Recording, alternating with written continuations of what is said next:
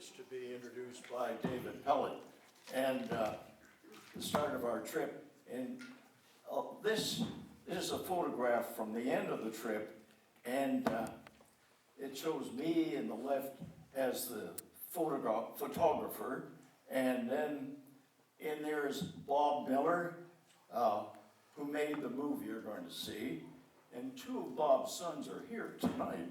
It's wonderful, yeah. Who was a lawyer from Port Dover. Bill Sprague was a family doctor in Oshawa. Walter Gunn was a social worker at Warrendale, an infamous center for teenagers in Etobicoke. And then Keith Atchison, who had just finished a PhD at Queen's and was looking for a non-academic recreation. And then Mike Thompson, who was a pediatric psychiatrist in Toronto. Missing is Dave's story that we'll talk about later. And, okay. Here is our trip, just so you know where you are. We started at Sifton Lake, went down the Hanbury River, portage 3 miles around the Dixon Canyon, and then we hit the Thelon River, and which was a straight glide until we hit the large lakes at the end, Beverley Lake, Aberdeen Lake, and then Schultz Lake. Next, yeah. Okay, my introduction to canoeing was 14 years I spent as a camper and a counselor at Onondaga Camp. And when I finished camp, I finished my medical education, married, had 3 sons, all of which became enrolled at Onondaga Camp. And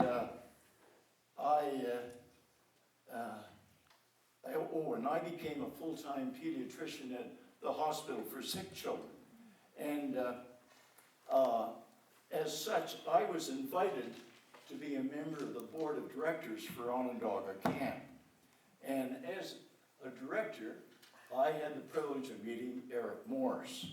And Eric Morris, as you know, was based in Ottawa, and he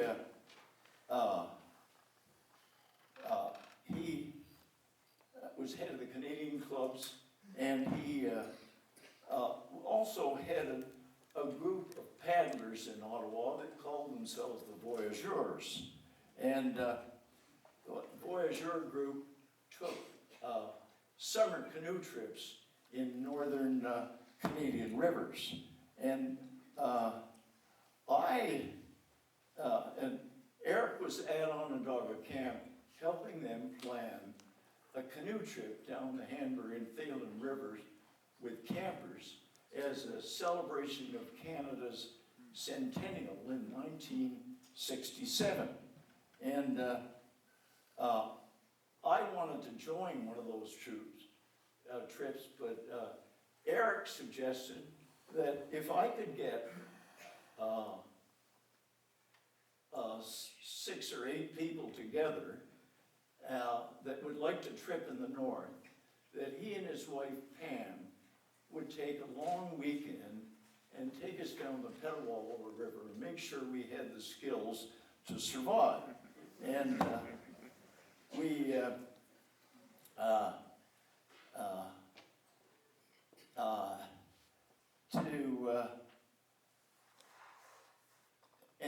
I said, but I wanted to join one of his summer trips, but he said that it would be better if I could get other people together and do this. So I joined with Bob Miller, an old pal from camp and medical school days. Bob was an obstetrician in Oshawa. 2 of his sons are here tonight. And we spent the next 2 years meeting about every 2 or 3 months and gathering in an additional 6 people and planning a trip down the Hanbury and the Thelon River for ourselves. And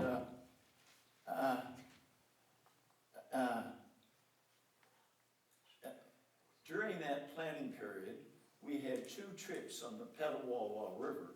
One with Eric Morris and his wife, you see in the picture there, talking to me and my wife. That was at a meeting in honor of John Turner's retirement from politics. And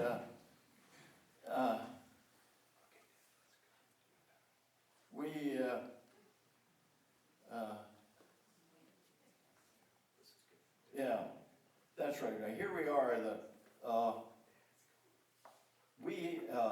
In our planning period, we had 2 trips on the Petawawa River, one with Eric and Pam, and one with Jack Goring, who was, Eric was helping Onondaga plan this centennial trip, and Jack Goring was going to be the leader of the trip. And,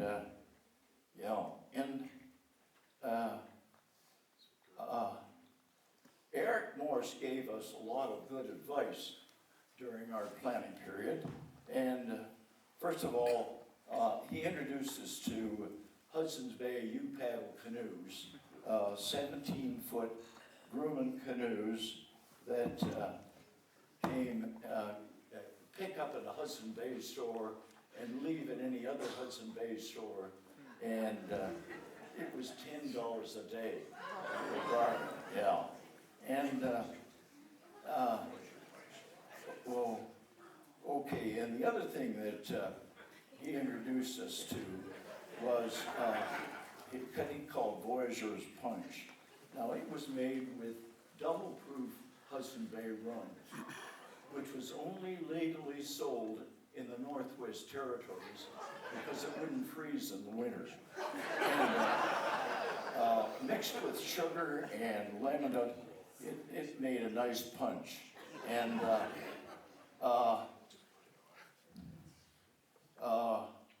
now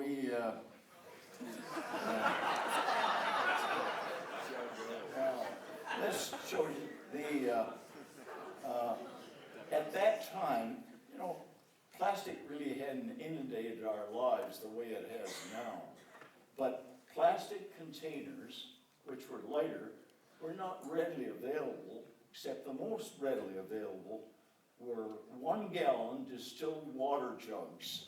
And here's our group, Dave Story and Keith Atchison, and we had behind the liquor store in Yellowknife,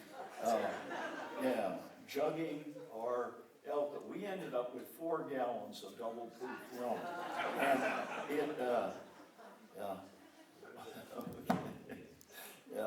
all right. Now, here we're going to start the movie.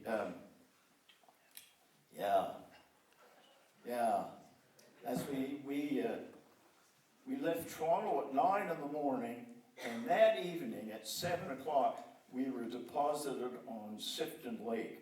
In the meantime, I saw in a van, we had to switch from commercial to, or from the international to the commercial airports in Edmonton, and that wasn't easy. And when we got to Yellowknife, and now, there they are, filling the jugs, and this is transporting stuff from the planes out to the Otters that flew us in our canoes out to Sifton Lake.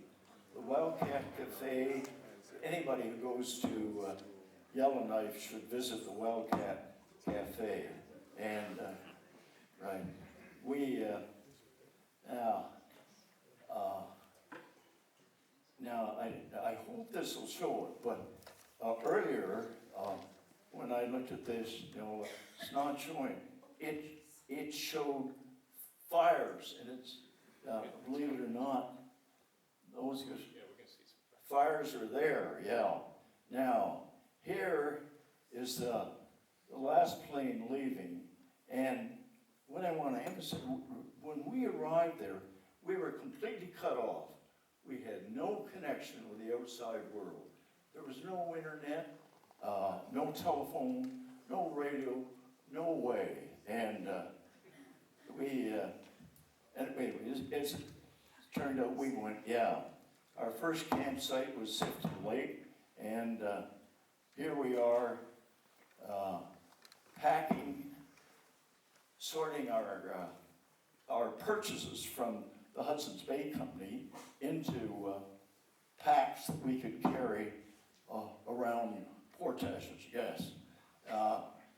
And here's one person in the group found a tube of plastic, which we cut into sections so that we could line our packs and make them semi-waterproof, right?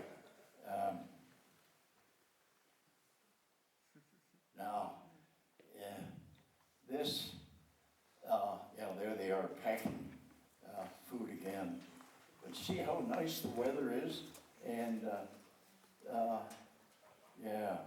and here we are starting off the next morning. And the first thing we ran into that we hadn't expected was ice. And no one had ever talked to us about ice. No one gave us any idea. And of course, we were just novices at trying to sort our way around the ice. Well, as it turned out, any open stretch of water had floating ice on the surface. And there was always so much wind blowing that all ice was in against the shore. It was very difficult to get our packed canoes by the ice and the shore. Yeah.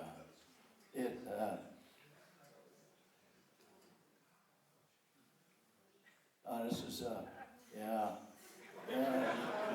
we pulled on a rope, yeah, and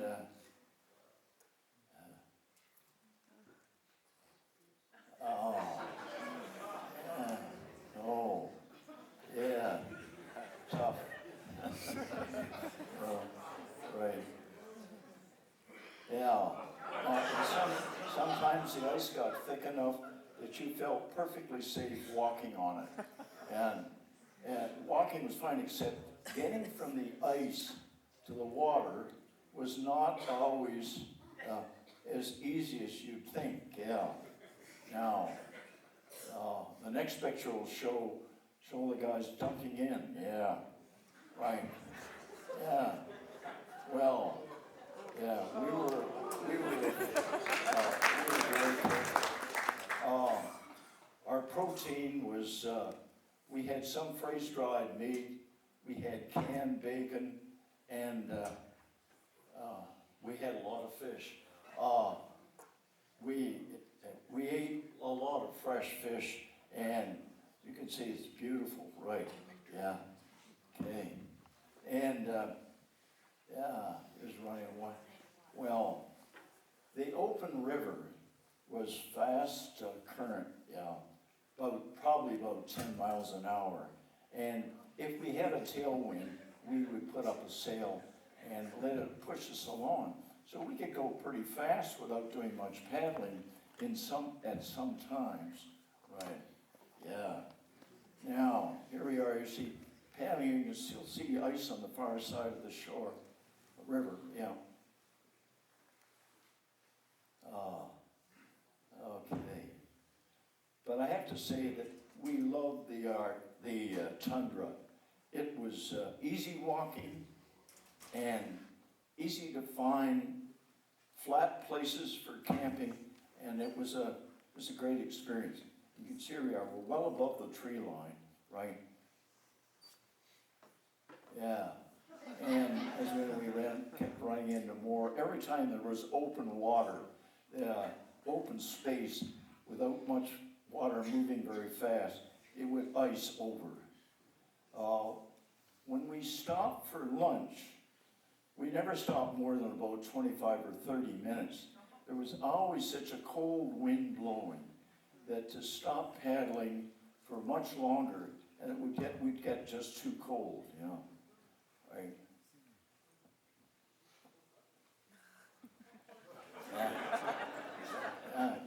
Okay, now, here's a lunch break going on, lunches were mostly bannock slathered with butter, peanut butter, jam, honey, and there's one of David's cairns, right? We don't know who built that one, but I don't think there were any messages in it, no, right? Yeah.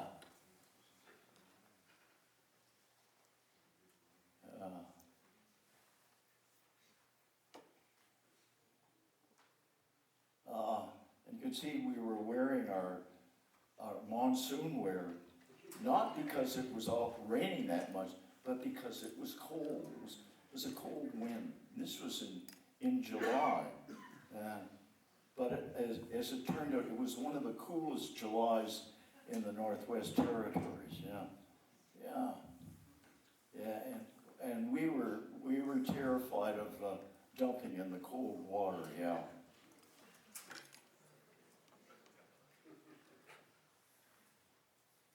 And here you see our camping. We weren't bothered by black flies, but if the wind wasn't blowing, there were billions of mosquitoes. But most of the time, there was strong enough wind, the mosquitoes were underground, right? And the Canada geese had lost their pin feathers, and they'd fly down ahead of us, and then when they'd reach a certain point, they would dive like a loon into the water or into the brush and hide, wait till we'd pass by.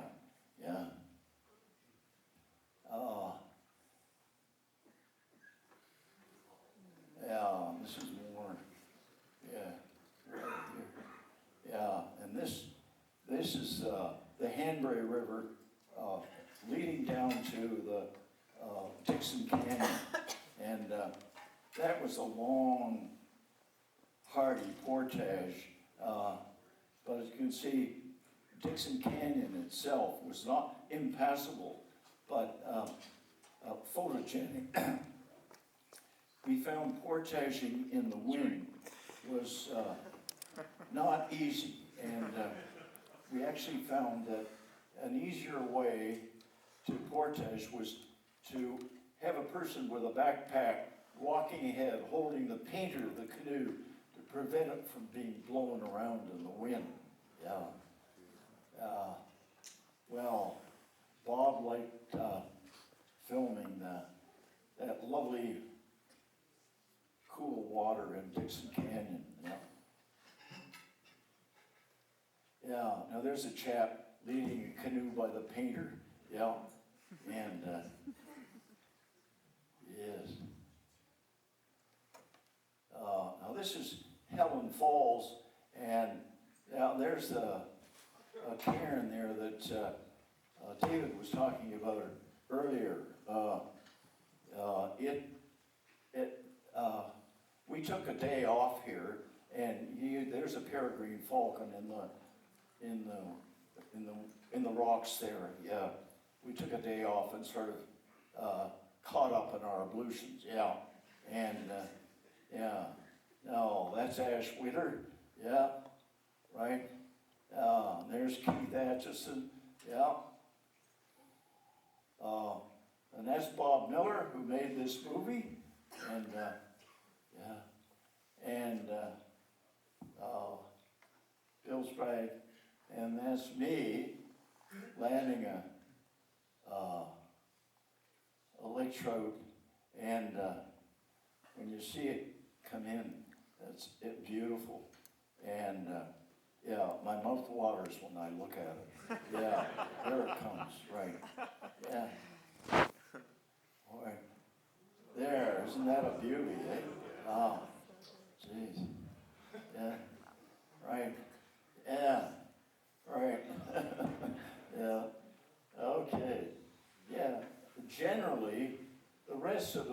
the Thelon was just fast level 1 rapids. But not, some places were calmer, yeah. And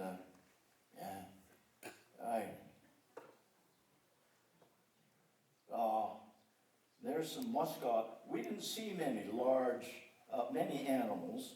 We saw quite a few muskox. We saw caribou in small families, but we didn't see any herds. We saw footprints from herds, that's all. And there we are. And here is John Hornby's cabin. And remember, John Hornby was a northern canoeist who went into his favorite spot on the Thelon River with his nephew and a nephew's friend. But he left late, and they were so late that they lacked caribou, and they didn't have enough food, and they all starved to death, you know, in time. And there's a caribou. Yeah. Yeah. Okay. Yeah. Oh. Yeah. I guess we're all enjoying lunch. Yeah. Right. Now, there. Now, you can see.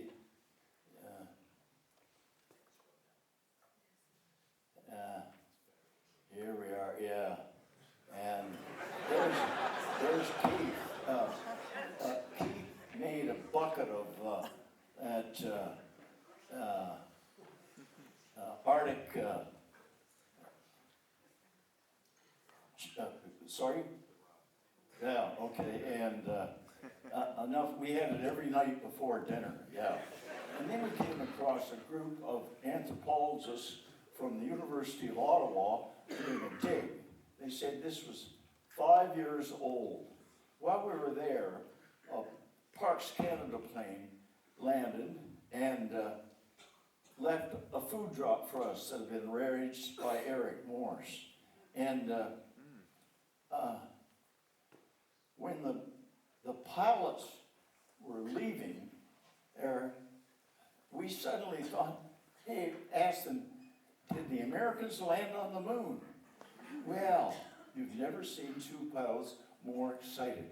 Here they had 8 young people who knew absolutely nothing about it, and yet they wanted to tell us in detail everything they'd seen just a few days before about the Americans landing on the moon. Yeah. And here we are showing you what wonderful campsites we had in the tundra. We brought our canoes up to the tents. So we were afraid they'd be blown away if we left them by the shore. Yeah. And, right.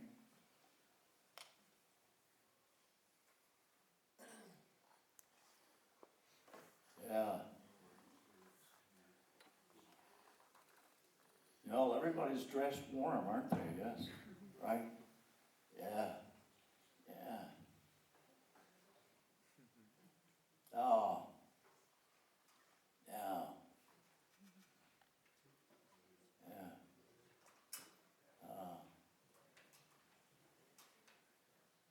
Yeah. Well, that's Bill Sprague. Bill was responsible for the food and the menu and cooking. And we ran them all right. When we got to the big lakes at the end of the Thelon, they were flat with loose ice, and we were warned that we might be held up for cut. We actually were held up for 1 day. That was all. And this is the Thelon getting close to Baker Lake. And at this point, we saw a group of Inuit camping on the far shore, and they had come up from Baker Lake for the Civic Day weekend, the civic holiday at the 1st of August, and they were just camping up the Thelon for the weekend, right? Yeah. There we are. See, and there you can see the Inuit on the far shore, and yeah, they.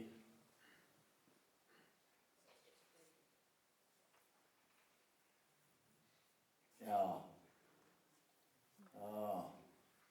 Okay. Yeah. That's Bill's brag.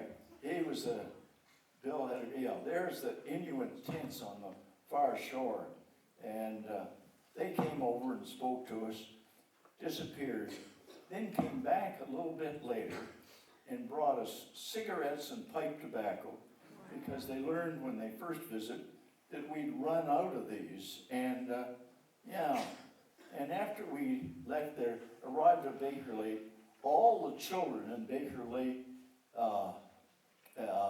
came down to the shore to greet us, and fortunately we had enough Baker's chocolate left in our larder to give a chocolate square to each one of the kids because the Hudson's Bay store had run out of candy 2 months before. Now this is our group at the end, and everyone's there in this picture except Dave's story. Now, that day when we were to fly back to Churchill and on to Toronto, Dave woke up and he was weak, he couldn't stand, he couldn't sit, and I realized he had low blood volume. I tried to get him admitted to the nursing station for a transfusion, but the nurse said she couldn't allow it. The inspector was coming through, and the regulation was that only people from Baker Lake or vicinity were allowed to be treated at the station. So the pilot said, just put him on the floor, and we flew him down to Churchill. And in Churchill, they recognized his hemoglobin was low, and he was given 2 pints of blood, one from their stores, one for me. I'm a universal donor, but it didn't make a difference. He wasn't any stronger. His hemoglobin didn't rise. So the next day, flew him down to Winnipeg. In Winnipeg, they realized he was probably bleeding from his upper intestine. And so he was gastroscoped. And on gastroscopy, they found he had aspirin ulceration bleeding in his stomach. And Dave, if you remember, he had the first aid kit. And Dave would wake at night with sore shoulders. And he wanted to take aspirin, but he didn't want to go out for water to drink with it because there were billions of mosquitoes. So he was taking dry aspirin, and that's what caused his bleeding. So, he stayed by, and I stayed behind with him for a couple of days. The other people all flew home that day, and they paid an extra $30 and were moved by Air Canada up to first class, and they went home